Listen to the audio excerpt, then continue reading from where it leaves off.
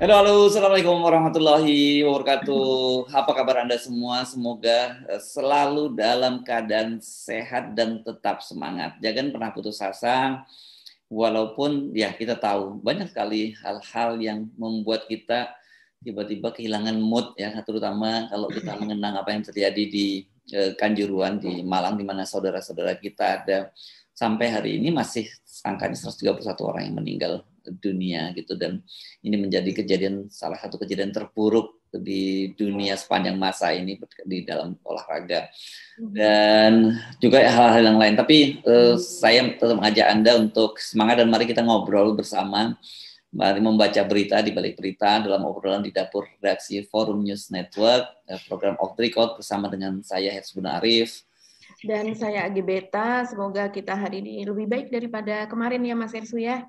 Dan Insya Allah kita jadi lebih baik. Jadi saya kira tetap dua topik utama soal Kanjuruhan karena sudah dilakukan mulai diinvestigasi, Presiden Jokowi juga sudah meninjau lokasinya, juga perkembangan kasus Anies Baswedan dan Nasdem itu tetap jadi berita utama yang saya kira hampir semua media membahas soal itu. Saya usul topik itu Mbak, dua topik itu aja sudah panjang. Tetapi saya tidak terlalu terkejut, walaupun menurut saya menarik ini membaca semacam investigasi juga di Detik, yang namanya Detik X ini ya, soal yang pernah kita singgung ya, pemain bisnis mobil listrik di lingkaran Presiden Jokowi. Pada waktu itu kan kita membahas tiba-tiba Pak Luhut dapat tugas lagi sebagai yang mengurusi mobil listrik ini, jadi entah jabatan yang keberapa, penugasannya keberapa oleh Pak Jokowi gitu. Tapi tiba-tiba muncul ponakannya Pak Luhut soal Pandu Sahrir yang bekerja sama dengan Gotoh udah siap menggelontorkan sepeda motor listrik gitu ya, dan juga sedang bangun proyek listrik. Nah, di sini ini di Detik ini dibahas ini cukup menarik ini. Jadi judulnya itu pemain bisnis mobil mobil listrik di lingkaran Jokowi. Dan di situ ternyata disebut pemainnya itu nggak jauh-jauh gitu ya. Itu yang ya namanya Pak Muldoko kalau di lingkaran Pak Jokowi, dan juga Pak Luhut pasti. Dan ini rupanya ada kaitannya ini dengan soal mundurnya. Ini berita ini nggak terlalu menarik perhatian publik rupanya. Mundurnya Kepala Lembaga Kebijakan Pengadaan Barang dan Jasa Pemerintah LKPP, ini namanya Roni Dwi Susanto. Ini Roni ini beberapa tahun 21 tahun September 2021 mundur dari jabatannya karena nggak tahan dia ditekan gitu. Sering kalau udah melakukan disindir-sindir oleh Pak Luhut, oleh Pak Muldoko soal karena dia tidak segera memasukkan mobil listrik ini dalam katalognya gitu di LKPP, kan pembelian barang ini masuk di situ ya Mbak ya, di katalog ini. Nah, Roni ini kemudian kan setelah mundur digantikan oleh Abdullah Azwar Anas, mantan Bupati Banyuwangi yang sekarang sudah ditunjuk menjadi Menteri Pemberdayaan Aparatur Negara gitu. Tapi si Roni rupanya daripada makan hati terus saja melakukan kebijakan yang tidak sesuai dengan dia lebih memilih jadi Widya Iswara. Jadi Widya Iswara itu apa sih? Guru lah ya Mbak ya? Kalau gitu.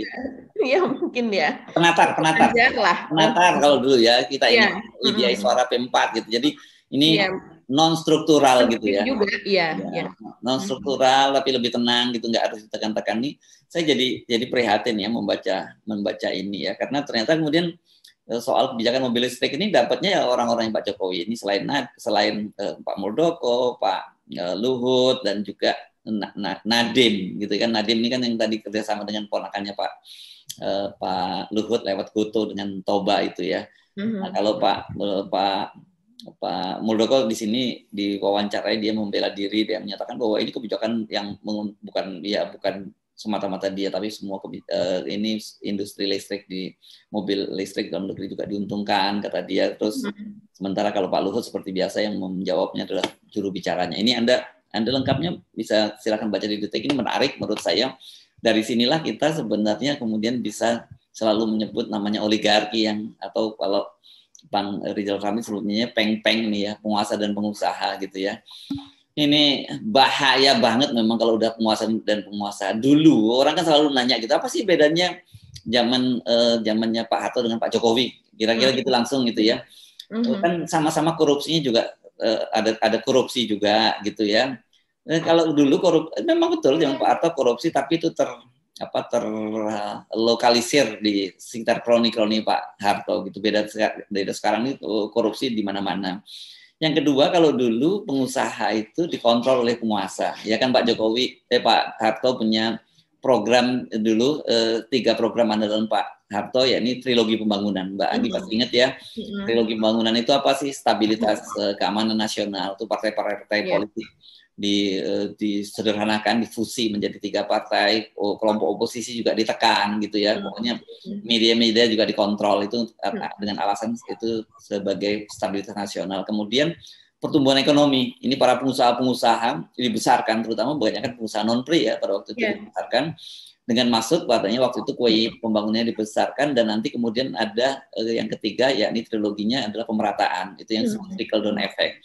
Tapi kita tahu kan dampaknya sekarang para pengusaha-pengusaha itu membesar, dan sekarang di era ini nggak terkontrol. Kalau dulu mereka masih dikontrol oleh penguasa, sekarang mereka mengontrol pengusaha ini gitu, dan pengusahanya sekarang masuk semua di pemerintahan. Itu yang membedakan. Jadi namanya kepeng-peng itu tadi lebih ngeri.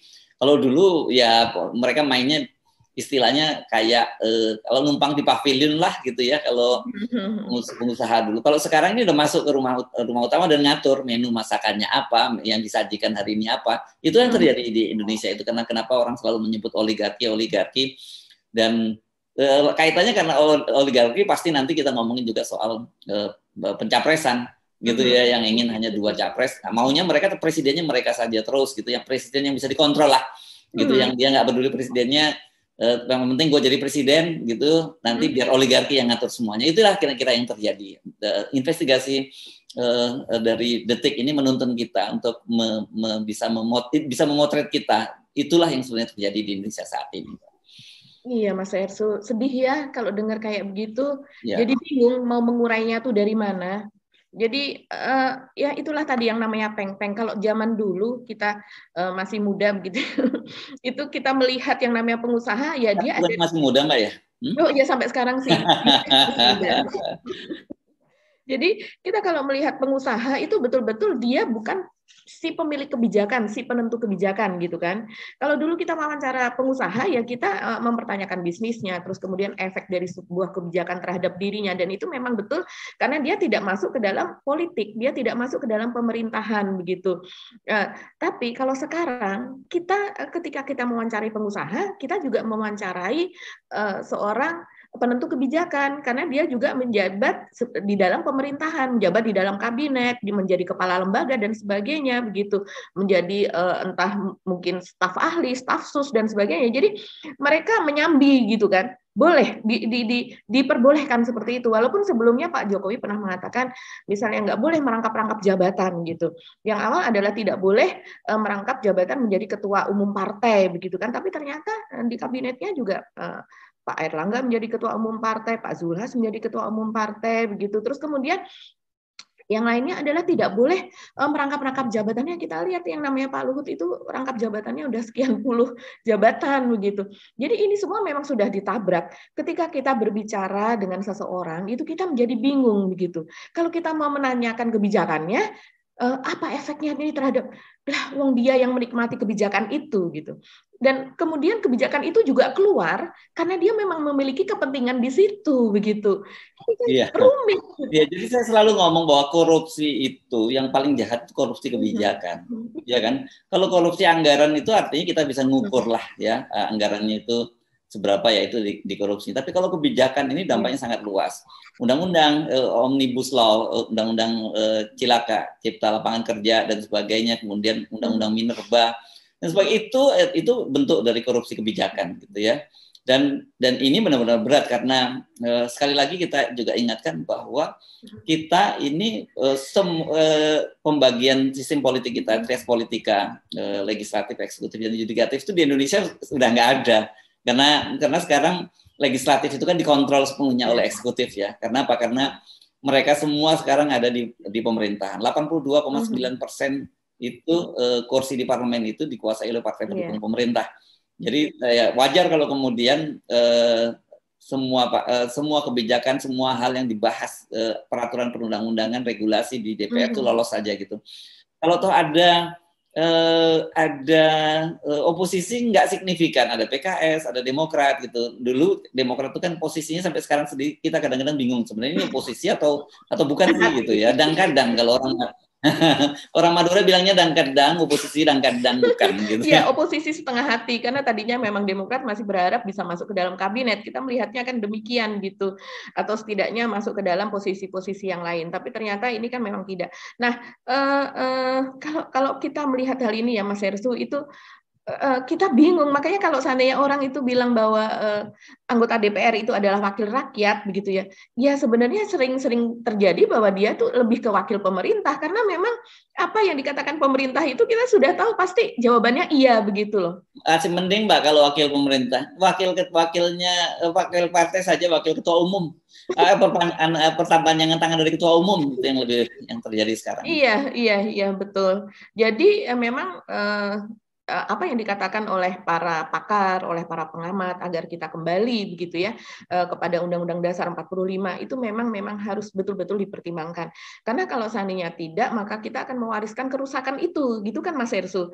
Ya walaupun sebenarnya itu masih jadi perdebatan gitu. Apakah ini karena sistem kita yang kemudian demokrasi yang liberal gitu, atau karena mentalitas kita? Karena maksudnya begini, sekarang ini kan orang anggap partai politik dikuasai oleh oligarki. Nah, kalau nanti perwakilan katakanlah misalnya lewat DPR, bukankah nanti lewat MPR seperti dulu gitu? Bukankah nanti para pemilik modalnya juga lebih mudah beroperasinya? Dia cukup langsung main aja di MPR. Bisa jadi terjadi. Jadi persoalan menurut saya ini bukan soal semata-mata sistemnya, tetapi orang di belakang sistem itu. Mentalitas. Jadi memang iya berat ini. Jadi Pak Jokowi pada waktu itu kan ketika kampanyenya mengusung jargon revolusi mental gitu.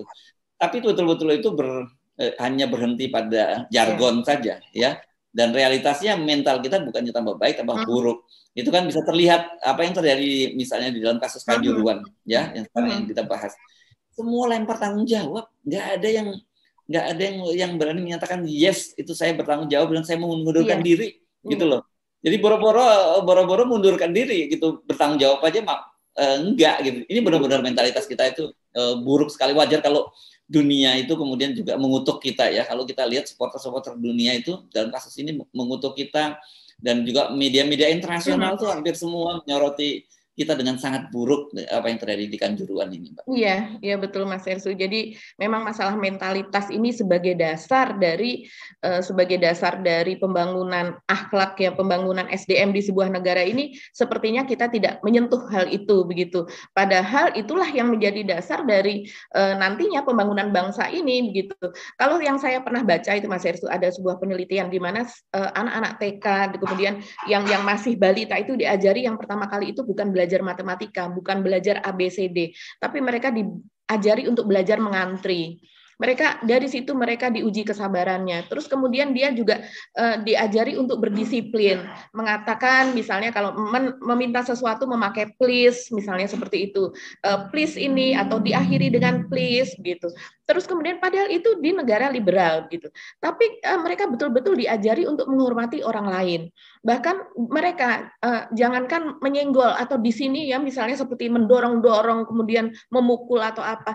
Bahkan sekedar bersenggolan di kereta api atau apa, mereka pun akan mengatakan sorry begitu. Iya. Dan kemudian juga, ya itu banyak sekali hal. Misalnya kalau di Indonesia, kalau kita di masyarakat Barat biasa tradisi yang keluar duluan dari pintu dia membukakan pintu untuk yang orang berikutnya. Kalau di Indonesia orang dan yang berikutnya akan mengucapkan terima kasih. Orang Indonesia cuek aja, bahkan malah ngeliatin apa nih orang ini, maksudnya ada apa bukain pintu gitu, malah curiga kan.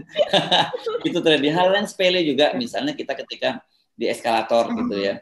Kan di eskalator itu biasanya kan harusnya kalau yang dia nggak terburu-buru, dia posisinya sebelah kiri gitu ya. Jadi supaya orang bisa cepat jalan. Ini kan nggak, kadang-kadang kita tetap di tengah eskalator, bahkan banyak anak-anak muda itu bercanda-canda di tengah eskalator dan ada orang yang di belakangnya terburu-buru jadi nggak bisa lewat. Jadi hal-hal yang sepele semacam ini yang menurut saya yang mestinya harus dibenahi ya. Menurut saya dan ini bisa dimulainya dari institusi terkecil dari masyarakat kita, dari keluarga. Gitu. Itu yang, tapi kalau value ini nggak muncul di dalam keluarga, bagaimana kita berharap itu muncul dalam masyarakat. Jadi sebenarnya kan cermin apa yang terjadi pada bangsa kita. Bangsa kita ini susah banget ya minta maaf pada orang lain, mengakui kesalahan itu susah banget gitu ya, selalu denial dan atau bahkan kemudian mencari-cari alasan lebih parah lagi dia menyalahkan orang lain. Persis itu yang terjadi apa yang terjadi di Kanjuruhan gitu kan, yang dicari kesalahannya pertama itu para supporternya, sekarang disalahkan pintunya gitu ya. Pintunya kecil, kasihan banget itu pintu di Kanjuruhan itu yang pintu 13 yang jadi tempat semacam kuburan maut. Ya, pintu maut itu kemudian disalahkan dan kemudian mau minta diaudit seluruh seluruh stadion gitu. Ya. Padahal kan ini semua stadion-stadion ini yang bisa menyelenggarakan pertandingan liga ini kan pasti sudah melalui inspeksi gitu ya. Yang menginspeksi itu bukan hanya dari PSSI tapi dari AFC, Association Football, jadi asosiasi dari sepak bola Asia gitu ya, dan direkomendasikan. Jadi Pak Ken, dan kita membaca juga New York Times misalnya menyebutkan ini jelas karena polisi kita ini memang tidak terlatih dan tidak pernah dievaluasi kalau melakukan kesalahan. Nah sekarang yang dievaluasi pintunya nih, kan stadionnya gitu. Iya Mas Ersu, kita sebelum lebih jauh dengan Kanjuruhan, saya tertarik untuk membacakan paragraf yang ada di Detik X ini ya Mas Ersu. Ini supaya pemirsa balik lagi yang tadi ya. Agak kebalik lagi supaya pemirsa tadi Mas Heru menyarankan untuk pemirsa membaca investigasi dari Detik ini karena memang menarik begitu. Saya baca yang terakhir saja paragrafnya ini supaya menjadi penasaran gitu ya. Nah, ini judulnya adalah Misi Terselubung. Mundurnya Roni dari jabatan kepala LKPP membuat proses penayangan kendaraan listrik di e-katalog berjalan mulus. Sejak September tahun lalu, produk listrik dapat masuk dengan mudah ke e-katalog tanpa proses verifikasi. Salah satu perusahaan kendaraan listrik yang ikut berjualan melalui e-katalog adalah PT Mobil Anak Bangsa atau MAB. Perusahaan ini didirikan Muldoko pada tahun 2017. Penelusuran tim Detik X di situs web e-katalog menemukan perusahaan Muldoko menjual 8 tipe bus listrik dengan harga 3-5 miliar rupiah per unit. Juanina Novinda, anak kedua Muldoko, menjabat sebagai direksi di perusahaan tersebut. Nah, itu adalah bukan 2 paragraf terakhir, tapi paragraf pertama pada subjudul Misi Terselubung. Nah, untuk lebih lengkapnya silahkan membaca sendiri saja, supaya penasaran Mas Irsu. Ini kalau kayak gini sih nggak perlu jadi orang belajar bisnis ya. Kalau udah diatur begitu, regulasinya diatur, dan kemudian orang yang dan kemudian orang yang bisa mengakses ke regulasi itu ada orang-orang tertentu, ya saya bilang kucing pun taruh situ dia bisa jadi pengusaha kan gitu ya.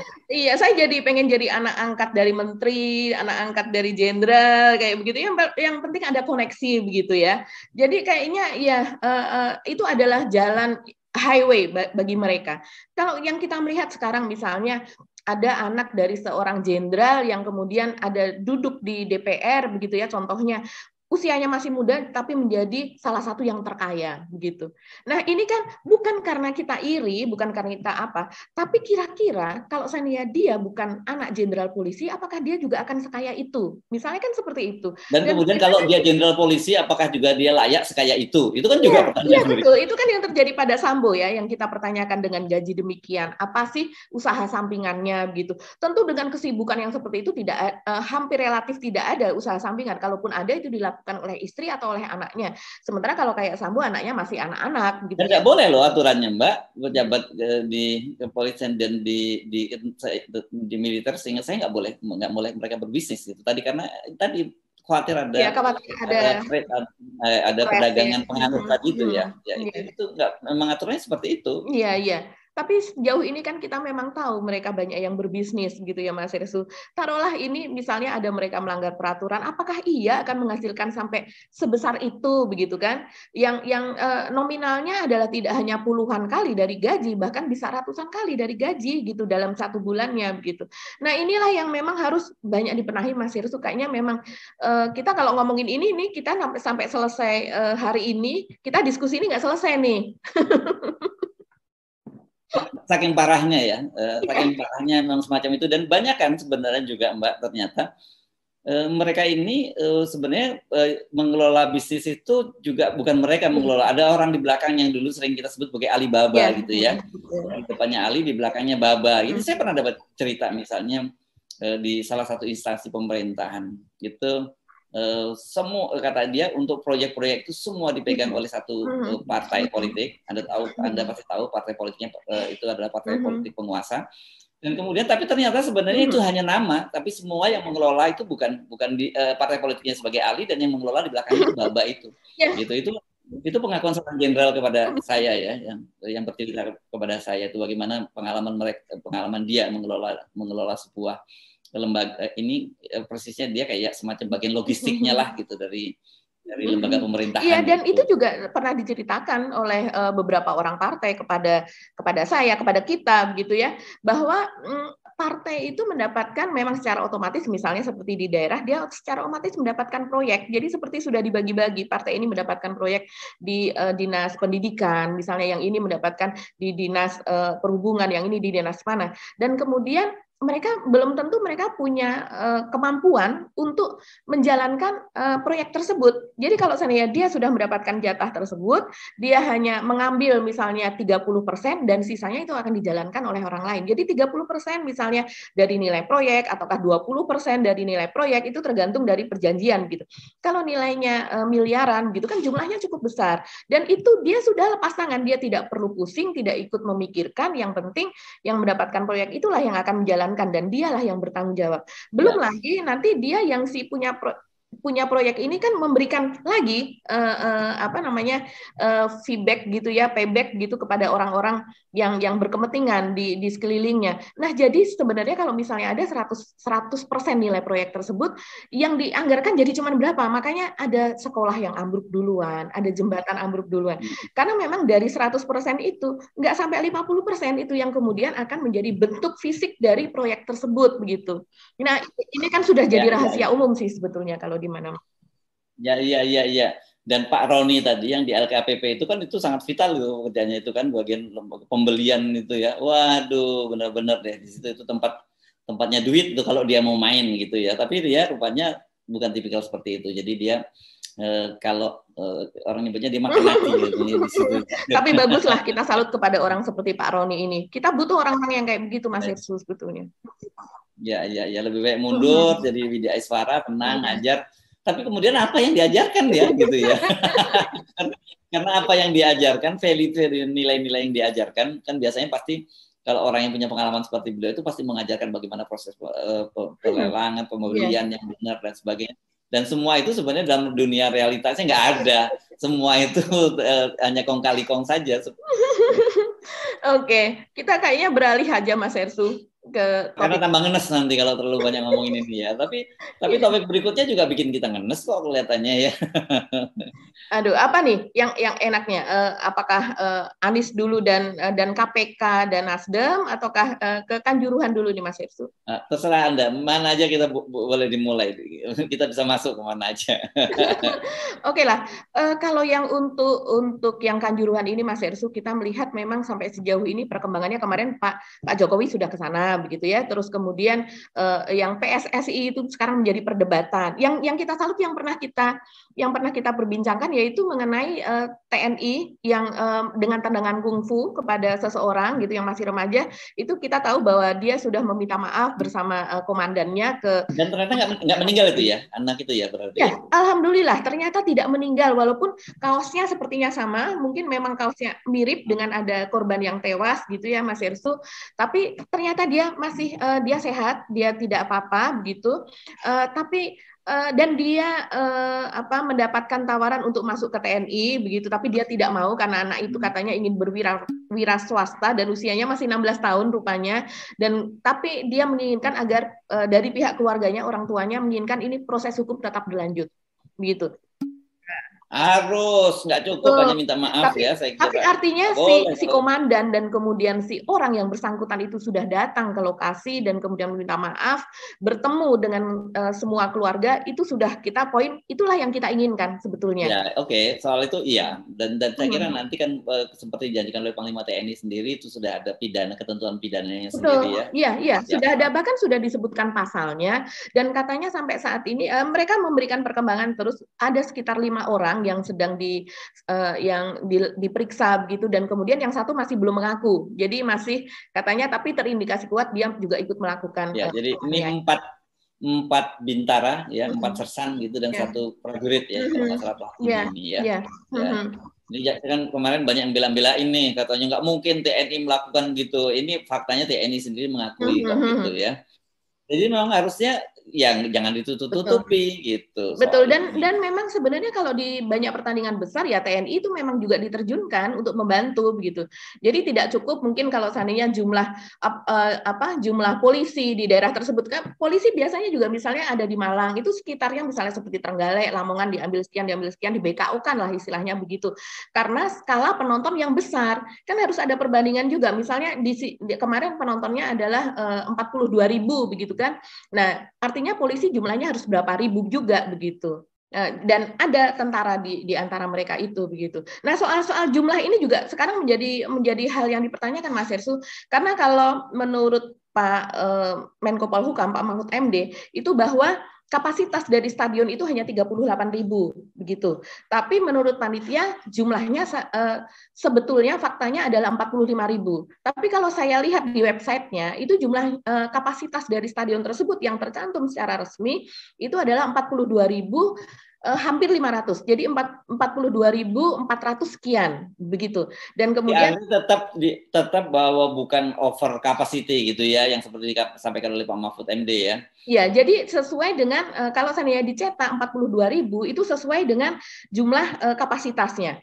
Tapi kita juga harus tahu juga, Mas Hersu, biasanya pada sebuah gedung atau apa begitu seringkali tergantung dari eventnya ya.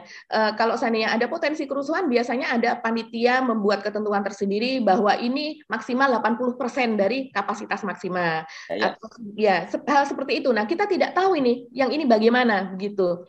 Kan tapi saya kira gini ya, kemarin itu pasti panitia juga merasa sangat aman karena itu kan supporternya supporter Aremania semua, nggak ada dari Persebaya. Kan biasanya yang paling diantisipasi kalau terjadi keributan itu ketika dua supporter bertemu kan gitu. Apakah Persebaya Arema atau Persija dengan Viking Bandung. Nah, itu perlu diantisipasi. Kalau kemarin saya kira harusnya itu pertandingan ya kumpul-kumpul keluarga aja lah Iya, sebenarnya. betul Mas Hersu. Jadi sebenarnya memang yang terjadi kemarin itu sangat sering terjadi di yang lain-lain. Taruhlah misalnya Persija dengan Viking, dengan Persib gitu. Dan kemudian Persija Jackmania-nya tidak boleh datang. Nah, itu otomatis kan hanya Viking saja yang datang gitu. Dan potensi bentrokan itu sebenarnya kecil sekali. Kalau seandainya pun ada kerusuhan, yaitu di antara mereka sendiri. Sehingga tidak mungkin juga di antara mereka sendiri itu mereka akan berkelahi begitu. Rusuhnya karena sesama mereka itu tidak ada. Seperti yang kita lihat kemarin, mereka pun tidak ada rusuh di antara sesama mereka. Yang diantisipasi di awal kan menurut polisi yang sekarang dilaporkan kepada FIFA, yaitu adalah bahwa tidak ada tidak disebutkan sama sekali bahwa itu adalah potensi yang lain gitu. Jadi bahwa itu adalah potensi dari supporter yang kemudian memang melakukan kerusuhan tersebut begitu. Nah, sementara dari pihak luar menyorotinya adalah justru soal gas air mata tersebut begitu. Ya. Ya, ini memang saya kira sebenarnya clear ya kalau kemudian semua pihak bertanggung jawab gitu masalahnya. Tapi kan menjadi nggak clear karena saling lempar tanggung jawab. Misalnya ketua umum PSSI menyalahkan panitia pelaksana dan sebagainya gitu. Ya kan nggak tepat juga bagaimanapun sebenarnya ketika ada soal-soal permainan sepak bola mau nggak mau itu otoritas PSSI itu pasti bertanggung jawab gitu loh. Ini susah banget ya kita ngomongin di Indonesia itu orang mundur dari jabatan itu kelihatannya jabatan itu memang betul di Indonesia itu betul-betul dikejar habis-habisan. Jadi kalau ketika mereka sudah memegang jabatan dia diusahakan pokoknya jangan sampai lepas gitu ya. Soalnya di Indonesia itu jabatan itu ya maaf dibayar dengan materi kan Mas Hersu untuk memenangkan itu. Tahu ya, banyak sekali proses-proses semacam itu keluarkan duit banyak. Jadi makanya saya senang kemarin ketika saya nggak tahu Mbak Agi sempat mendapat kiriman tidak ada video itu sebuah proses pilkada di sebuah desa di Jawa Tengah gitu ya. Iya, iya. Ya itu kan yang katanya Ora payu gitu ya. Iya ya, duit ora payu rupanya katanya sejarah. Saya penasaran ini apa sih? Saya nggak paham tadi. Rupanya itu masa pendukung seorang lurah yang katanya itu sepupunya dari Gus Baha ya. Kalau narasinya begitu, saya tidak tahu apakah betul atau tidak. Saya membaca narasi seperti itu. Kalau itu berarti di Jawa Tengah ya, di pesisir. Kalau Gus Baha kan di pesisir daerah Rembang dan sebagainya di situ ya. Yang ya katanya si lawannya itu bahkan bayangkan di pilkada saja, di pilkades saja itu katanya satu suara itu dihargai sampai 900.000. Itu saya nggak tahu kebenarannya seperti apa beritanya. Tapi di situ dan kemudian ternyata bisa dikalahkan. Ini kan dan kemudian duit ora payu, duit artinya duit itu tidak laku. Saya membayangkan kalau ada gerakan semacam ini gitu ya, lepas dari faktanya seperti apa, tapi bahwa itu jelas ada money politik di situ yang disebut duit ora payu itu, kalau itu menjadi gerakan nasional kan luar biasa dahsyat itu ya. Iya betul Mas Hersu. Dan pada kasus Kanjuruhan ini ya, kalau tadi adalah jabatan begitu ya, jabatan dan kemudian ada permainan uang yang sangat besar dan kita tahu jabatan itu biasanya juga adalah sebagai stepstone gitu ya, sebagai batu loncatan untuk dia meraih yang berikutnya. Makanya seperti kalau misalnya Pak Muhammad Irawan atau Pak Iwan Bule ini di Ketua Umum PSSI kan orang kemudian menduga dan memang itu disinyalir kuat ya bahwa sebagai stepstone untuk dia kemudian menjadi Gubernur Jawa Barat begitu kan? Ya sampai kemudian waktu itu nggak memilih JIS dengan alasan tidak memenuhi standar FIFA dan kemudian semua dipilih permainannya di Jawa Barat di Bandung Lautan Gelora, Bandung Lautan Api dan juga di Pakansari. Pakansari gitu ya. Ya kalau sekarang ini selesai ini menurut saya orang berat buat Pak Iwan Bule kalau masih berharap mau nyalon gubernur di Jawa Barat ini namanya. Kemarin sampai trending loh Mas Ersu. Kemarin trending di Twitter itu hashtag Iwan Bule out begitu. Karena memang ini Iwan Bule out untuk PSSI ya. Karena ini memang dipertanyakan betul pertanggungjawabannya. Karena Pak Iwan Bule kan mengatakan bahwa ya ini tidak sampai ini yang menyelenggarakan kan panitia pelaksana di daerah, menurut dia demikian. Jadi pertanggungjawabannya itu tidak akan sampai kepada Ketua Umum PSSI, begitu ya, betul-betul seperti ini yang di daerah. Nah ini PSSI sebagai pembina seperti apa ya fungsinya kalau seandainya terjadi seperti ini. Nah kalau saya lihat ini Mas Hersu, saat ini yang bergulir adalah pertanyaan siapakah yang memerintahkan penembakan gas air mata tersebut. Itu kan yang dipertanyakan baik oleh Kompolnas, baik oleh PSSI sendiri ketika mereka kemarin ke sana, mereka juga tidak mengetahui dan tidak menjamah soal itu begitu. Nah, ini terus kemudian kemarin ada konvers juga dari PBHI yaitu Perhimpunan Bantuan Hukum Indonesia dan Hak Asasi Manusia Indonesia itu saya rasa kita perlu bahas itu Mas Heru. Ini menarik sekali. Karena sebelumnya saya tidak masa sih ini adalah pelanggaran HAM berat gitu ya. Seperti dinyatakan oleh Komnas HAM sudah mengatakan, Amnesty Internasional juga mengatakan ini diduga ada pelanggaran yang seperti itu dan kemudian kalau di luar itu kita lihat pada setiap pertandingan kan ada silence of minute gitu ya, selain ada rasa duka cita seperti itu, sempat juga yang tim mana tuh yang dia pakai pita hitam gitu, jadi betul-betul mereka tidak kenal supporter kita tapi mereka saja berduka begitu. Sementara di sini yang kita sesama bangsa Indonesia ada supporter yang meninggal malah mereka yang disalah-salahkan begitu kan. Ini sebenarnya kita melihat itu kan sudah aneh sekali. Makanya di luar itu mungkin rasa duka cita itu antara lain diwujudkan dalam bentuk seperti tulisan yang panjang, spanduk tapi panjang begitu ya Mas Hersu, kayak baliho kayak begitu yang kemudian kita tidak perlu sebutkan secara rincinya tapi kita bisa lihat nih di sini di layar itu. Saya melihat itu, aduh ini kalau di Indonesia udah kena ITE nih begitu. Cuman kalau di sana kan kita menjangkau ITE gimana kalau di luar gitu ya. Situ memperlihatkan bahwa polisi sebagai pembunuh. Nah itu image di mereka sudah seperti itu. Ini yang di Bayern Munchen ya di Jerman ya. Iya, yang viral sekarang yang ada di situ. Saya tidak tahu yang lainnya. Kalau sekarang yang rame lagi adalah yang ada di stadion Kanjuruhan itu sendiri. Ada vandalisme lah ya, ada tulisan-tulisan seperti itu yang acap. Mas Hersu tadi kita diskusi soal itu begitu ya, istilah yang sudah dikenal. Ya, di Al-Bastag ya. gitu ya. Jadi Anda cari sendiri deh terjemahannya itu. Itu muncul di Amerika kemarin juga ketika Black Lives Matter itu ya, yang ada seorang kulit hitam yang dia ditangkap oleh polisi, dan kemudian karena perlakuan tindakan polisi menyebabkan dia meninggal dunia, dan itu menimbulkan demo sangat meluas di Amerika. Itu ada satu orang saja meninggal. Dari Indonesia ini ada 131 orang. Iya, betul. Ini artinya dalam meters sebanyak 131 kali begitu ya.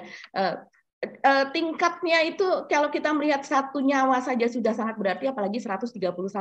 Nah, saya sangat tertarik Mas Hersu dengan pernyataan dari PBHI ini, yaitu bahwa ini terindikasi ada pelanggaran HAM berat dalam hal ini. Yaitu indikasinya kalau kita melihat yaitu bahwa pelanggaran HAM berat itu salah satunya atau salah beberapanya begitu ya. Indikasinya kan ada sesuatu pelanggaran yang dilakukan secara sistematis dan korbannya itu masif. Kalau korbannya sudah di atas 100 lebih, itu artinya korbannya ya memang masif sesuai dengan kriteria untuk pelanggaran HAM berat itu gitu. Jadi kenapa orang kemudian masyarakat dan sebagainya di internasional terutama itu menginginkan pengusutan secara tuntas, ya itu pastilah gitu ya. Yang kalau seandainya TGIPF ini tidak memenuhi unsur itu, kita khawatir itu akan menjadi makin kita terdegradasi lagi di mata dunia begitu.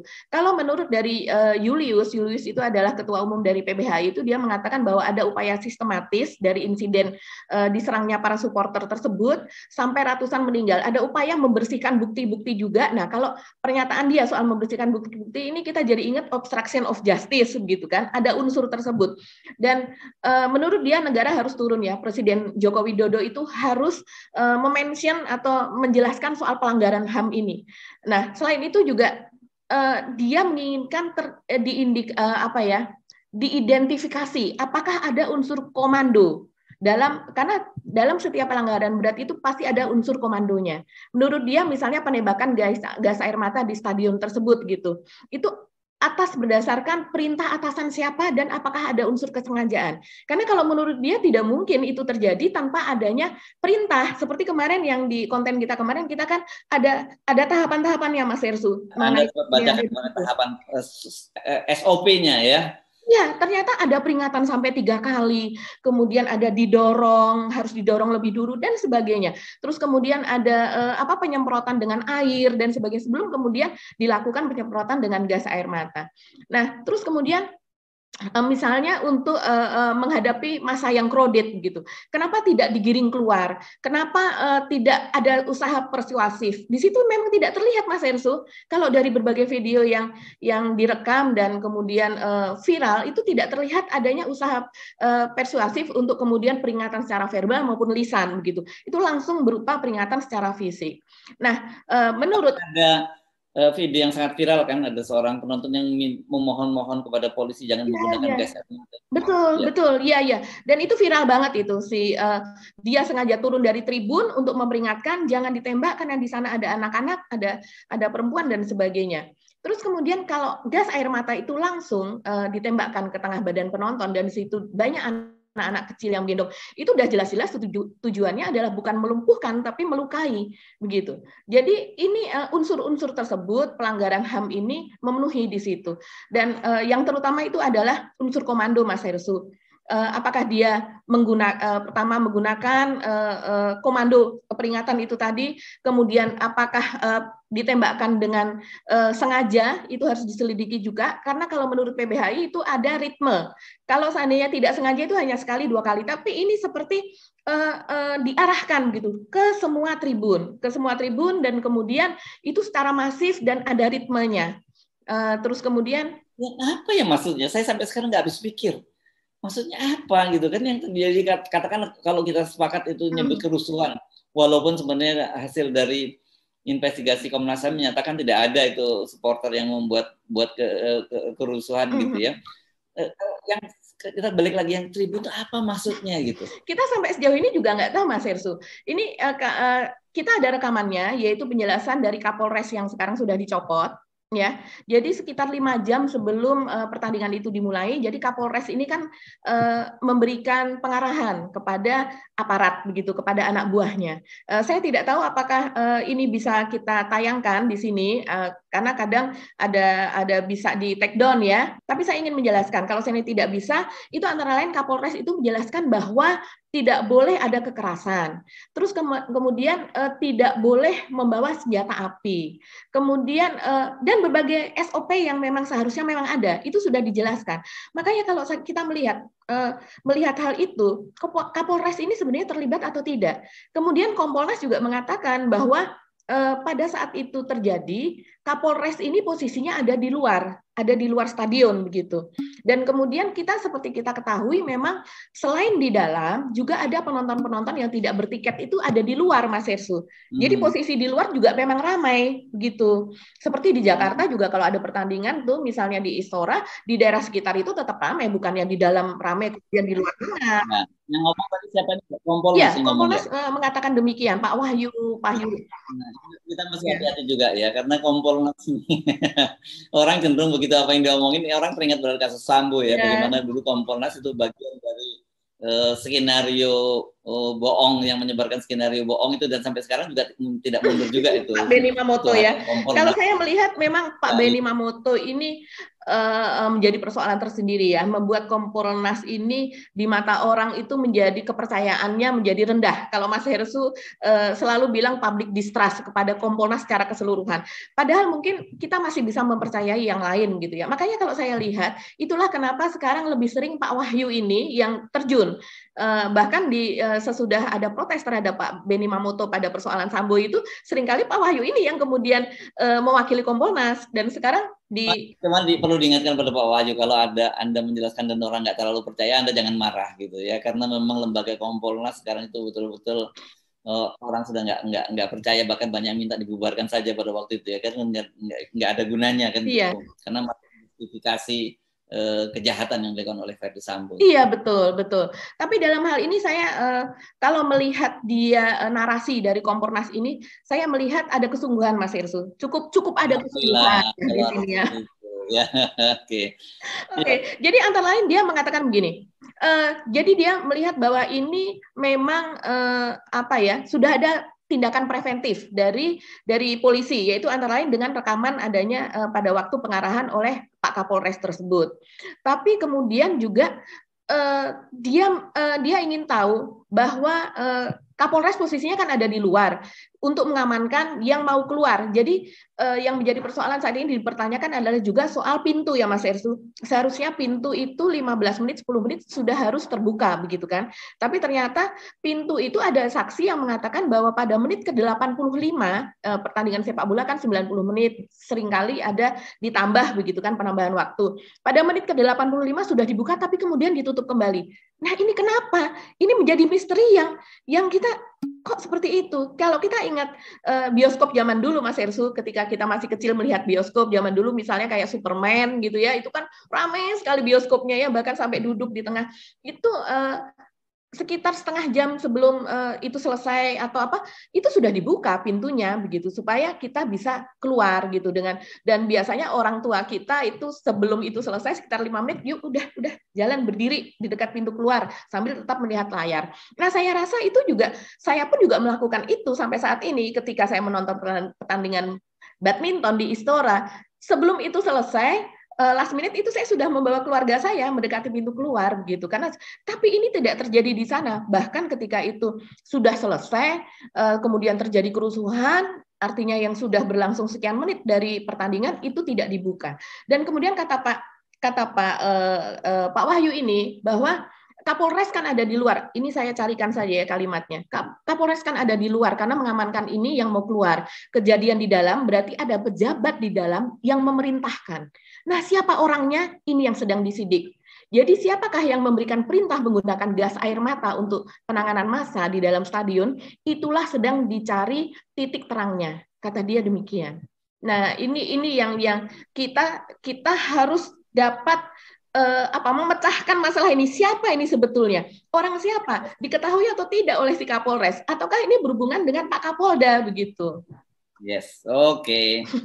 Baik, ini masih akan terus. Ini jadi kalau dalam istilah orang media nyebutnya sebagai running issue ya, Mbak ya, soal betul. dan jurus ini. Dan karena ini perhatian dunia, seluruh dunia memperhatikan ini, bukan kita melebih-lebihkan, seluruh dunia memperhatikan kasus ini dan ya memandang Indonesia itu sebagai negara yang barbar gitu ya. Kok bisa ada mereka menyebutnya sebagai pembunuhan terhadap para supporter itu.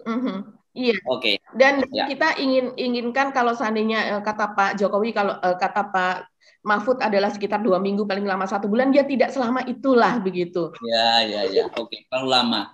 Oke, Mbak, kita pindah ke topik yang berkaitan dengan pencapresan Anies Baswedan ya.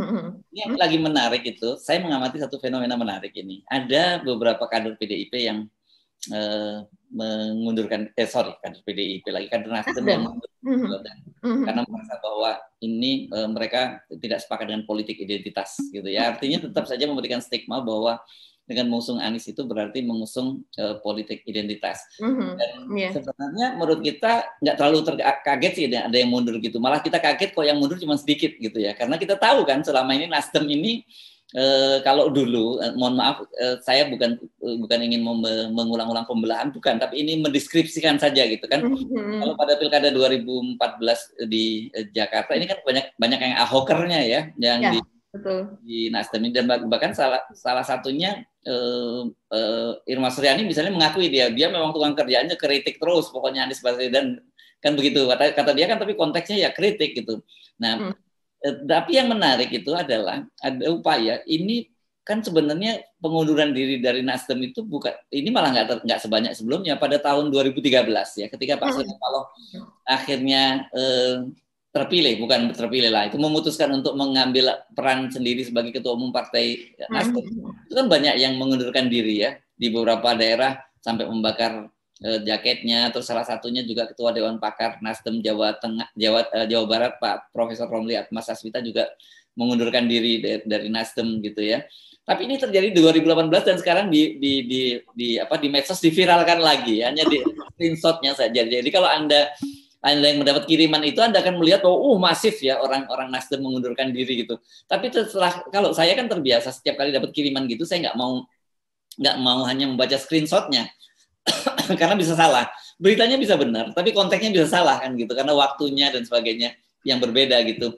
Nah setelah saya googling, loh ini kan berita tahun 2018, kenapa kok dimunculkan sekarang? Ini rupanya memang tetap saja muncul hal tidak puasan dari kedua belah pihak, baik dari kalangan yang orang yang mendukung Anies maupun orang yang tadinya tidak mendukung Anies. Orang yang mendukung Anies pasti kecewa, kenapa kok Nasdem yang mendukung, yang mencalonkan Anies Baswedan gitu. Kenapa tidak PKS katakanlah gitu ya yang mencalonkan ini? Karena mereka tahu bahwa selama ini kan Nasdem itu ya dianggap bagian dari penista agama kan gitu waktu itu ya. Bahkan televisinya pada waktu itu, kebetulan ini Metro TV ini kan tempat kita dulu sama-sama bekerja juga ya Mbak ya.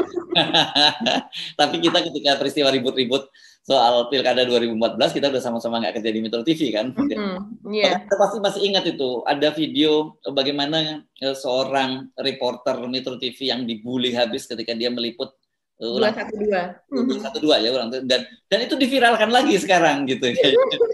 Padahal orangnya sudah meninggal ya. Orangnya sudah meninggal dunia. Jadi harusnya nggak boleh semacam ini. Jadi ini menarik sekali bahwa ini menunjukkan satu, memang persoalan politik identitas gitu itu masih terus menjadi komoditi gitu.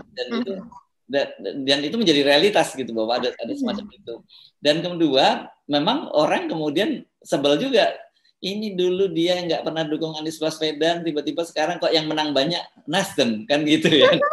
Karena otomatis ini dengan dicalonkannya Anies Baswedan oleh Nasdem, itu banyak sekali saya dilihat di grup-grup yang tadi orang sebelumnya saya tahu ini kan siapa-siapa orangnya yang tadinya dia 212 gitu, tiba-tiba dia bilang bahwa Anies presidenku, Pak Nasdem partaiku. Dan tiba-tiba jadi berubah seperti itu. Tapi ada juga misalnya kelompok-kelompok yang menyatakan enggak, Nasdem itu bagian dari kelompok penista agama kok, kelompok Ahoker kok tiba-tiba jadi pendukung Anies Baswedan gitu. Nah ini rame banget Mbak di media sosial nih sekarang. Iya Mas Hersu, saya juga mengamati dan apa ya, percakapan itu sampai tengah malam tuh mereka ini nggak tidur apa ya nih orang gitu, saut-sautan tentang itu begitu. Jadi rupanya memang gebrakan dari Pak Surya Paloh ini luar biasa ya, dia bisa membuat percakapan di seluruh Indonesia itu masif gitu. Dia bisa dibayar itu oleh minta apa ya, semacam bayaran gitu dari medsos begitu. Dia membuat medsos itu kan menjadi merame begitu dan banyak iklannya begitu. Nah, dan juga menjadi konten kan. Nah, Mas Hersu, kalau yang saya lihat ini memang seperti misalnya Pak Romli. Pak Romli itu kan yang kemudian disebutkan kemarin oleh investigasi Tempo bahwa dia menjadi salah satu pakar begitu yang kemudian dihubungi supaya dia bisa memberikan pemberatan terhadap kasus Anies pada masalah Formula E begitu.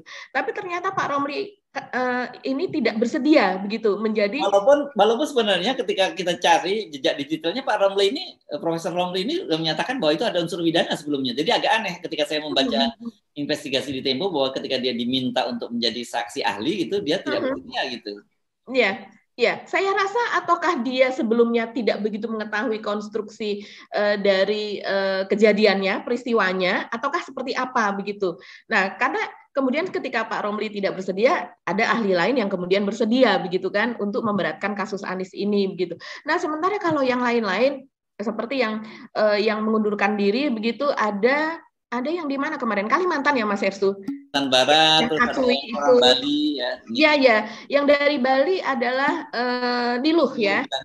Iya. Niluh ya itu ya. Iya, yang dari Bali adalah Niluh. Itu memang kalau saya lihat dari sejarahnya memang mereka ini adalah Ahoker berat gitu ya. Memang mereka adalah pendukung Pak Ahok begitu dari sejak tahun 2017 ketika pilkada begitu. Nah, biasanya dari beberapa yang saya lihat kalau yang pendukung Pak Ahok itu sepertinya memang yang berat ya, itu memang agak sulit kemudian untuk move on begitu. Tapi kalau yang pendukung Pak Jokowi saja tapi tidak terlalu berat ke Pak Ahok, itu kayaknya santai-santai saja begitu. Jadi memang ini ada kelompok begitu, ada kelompok seperti itu.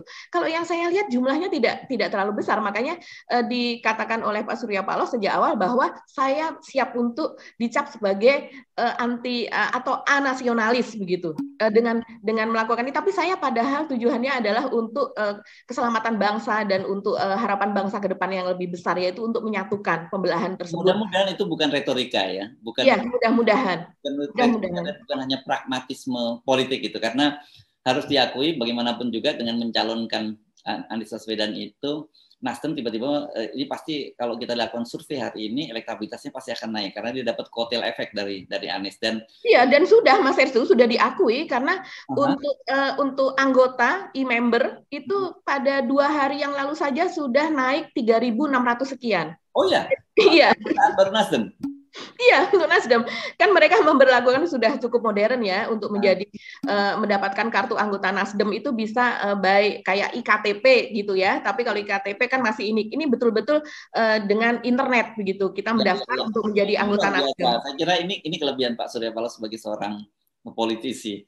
Buat banyak orang kan susah untuk move on gitu ya, berpindah dari satu kuadran ke kuadran lain gitu ya. Ya, ini banyak juga orang seperti saya, tipikalnya juga nggak mudah itu kuadran. Kalau saya sudah punya satu prinsip, saya tidak mudah akan pindah ke kuadran yang berbeda, yang lain, walaupun saya mendapatkan keuntungan banyak nih. Nah ini jadi memang nggak cocok jadi politisi deh, gitu ya saya.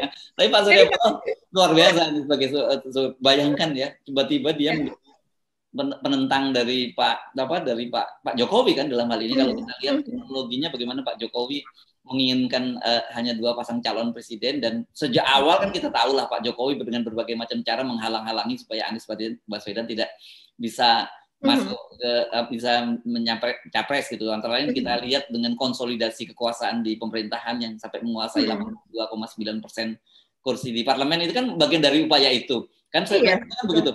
Nah, pasti tinggal Demokrat sama Nasdem, Demokrat dengan PKS yang tersisa, dan itu tidak memenuhi kuota 20% kan. Jadi nggak mungkin lah ada calon lain, nggak mungkin Anies mau dari mana. Tiba-tiba Nasdem yang partai pendukung pemerintah melakukan langkah itu kan. Gimana saya membayangkan kalau Pak Jokowi marah besar ya wajar menurut saya. gitu ya.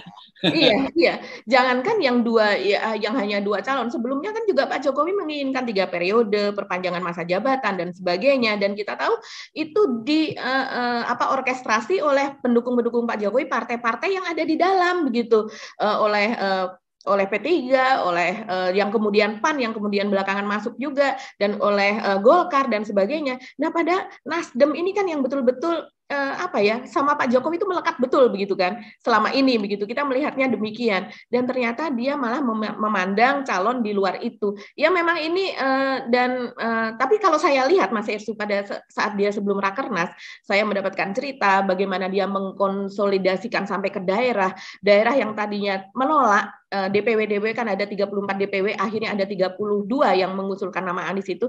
Bagaimana yang tadinya mereka menolak untuk Anies terus kemudian diberikan pengertian, diberikan ini untuk masa depan partai. Ya tentunya ini memang seperti kata Mas Hersu, ini Nasdem menang banyak ya, memang betul. Kalau dalam pandangannya Pak Surya Paloh demikian, dan itulah yang kemudian juga dijual ke daerah bahwa masa depan Nasdem harus yang seperti ini begitu, yaitu dengan mengusung yang dia juga pasti melihat sih, kalau menurut saya dia melihat bahwa Anies ini banyak diidolakan oleh orang muda yang pertama ya, terus dari segi pendidikan, dari segi tata bahasa, dari segi body language dan sebagainya, dan kemudian yang kedua banyak diidolakan oleh emak-emak begitu.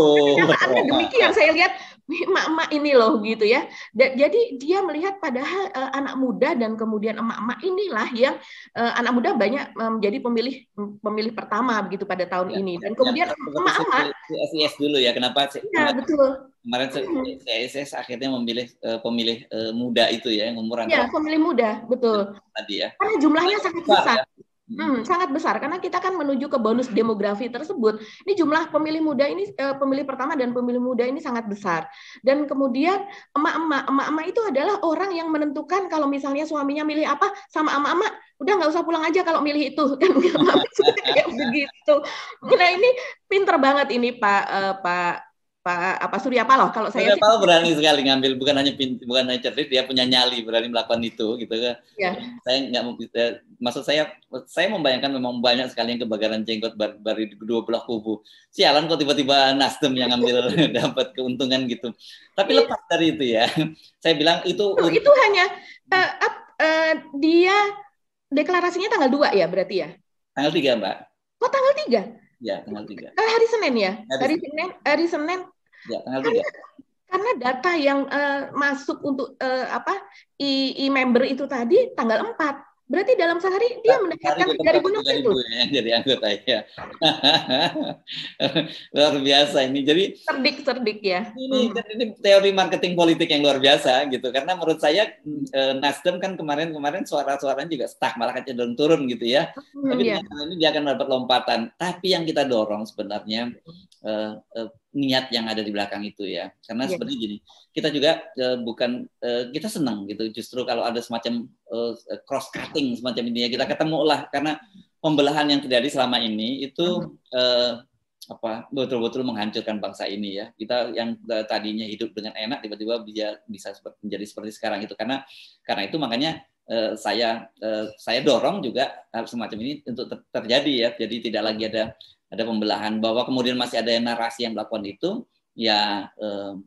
Saya kira kemudian sekarang menjadi minoritas lah gitu ya. Jadi artinya kalau kemudian Pak Nasdem dan Pak Surya Paloh dapat bonus ya karena dia keberanian dia untuk mengambil langkah gitu, menerobos ini dia kan menerobos barrier yang ada di antara, barrier psikologis di antara para pemilih kita itu ya. Dan yang itu harusnya mulai kita tinggalkan. Jadi menurut saya sih, saya dorong harusnya ya mulai tinggalkanlah, ngapain lagi kita bicara soal politik identitas dan sebagainya. Pilihlah seorang presiden itu memang betul-betul secara kuat etika, kuat intelektual, kuat kapasiti, dia harus bagus. Ini kita nggak ngomongin soal Anies Baswedannya ya, itu Tetapi mungkin karena selama ini Anies Baswedan itu ya salahnya sendiri yang tukang memberikan stigma dan mencitrakan bahwa Anies Baswedan itu sebagai pendukung politik aliran gitu. Jadi ketika tiba-tiba Surya Paloh menyeberang dan merangkul Anies, ini kan buat mereka pasti kaget semua, karena kemarin kita juga bahas bahwa ini gara-gara langkahnya dari Pak Surya Paloh ini yang jualan politik aliran nggak bakal laku lagi gitu ya. Maaf, ya, kalau kita ingat sebenarnya Nasdem itu sebagai salah satu partai pada saat mengusung Pak Jokowi, yang mereka juga sering mengusung soal politik aliran ini ya Mas Hersu. Bahkan kita harus akui itu begitu. Dan kemudian itu juga dinarasikan di medianya Metro TV begitu. Nah, tempat Mas Hersu dulu bekerja begitu. Dan Kok cuma saya? Iya. Tempat kita berdua dulu bekerja. Dan teman-teman di Metro TV ini mungkin pada saat itu juga memang tergiring oleh politik yang seperti itu. Kita tahu yang namanya media saat Kita ini. paham dan nggak mau bongkar-bongkar urusan dapur Metro TV deh. Iya, tapi saat ini yang menjadi fenomena itu ketika teman-teman mulai melihat Metro TV lagi. Secepat itu ya. Orang kita itu gampang lupa ya. Pemilih kita itu gampang lupa bener. Makanya saya selalu protes setiap kali ada media yang menampilkan hasil lembaga survei. Kenapa nggak wartawannya ini kasih konteks bahwa ini wartawan lembaga survei ini dulu ngibul gitu loh pada hasil pemilih hasil survei sebelumnya itu salah gitu ya. Dan kita tahu itu bukan kesalahan karena metodologi atau apa, karena kesalahannya memang disengaja untuk kepentingan menggiring opini publik kan gitu. Betul. Jadi memang sesuatu itu seperti kata Anies, saya jadi ingat dia mengatakan program dia ketika ditanyakan apakah dia akan meneruskan program Jokowi dan pemerintah yang sebelumnya, dia mengatakan bahwa continuity and change gitu. Jadi ini jebakannya adalah continuity kan, bahwa dari pihak yang mungkin tadinya oposisi dari rezim yang sekarang itu menginginkan bahwa Pak Anies ini no continuity begitu, jadi tidak meneruskan. Tapi kan juga tidak mungkin ada pemerintahan yang tidak meneruskan. Justru yang baik-baik itu tetap harus diteruskan, karena tidak semua juga program dari Pak Jokowi itu kan tidak baik atau salah begitu kan. Nah, program yang baik itu diteruskan, tapi kuncinya adalah di change itu tadi.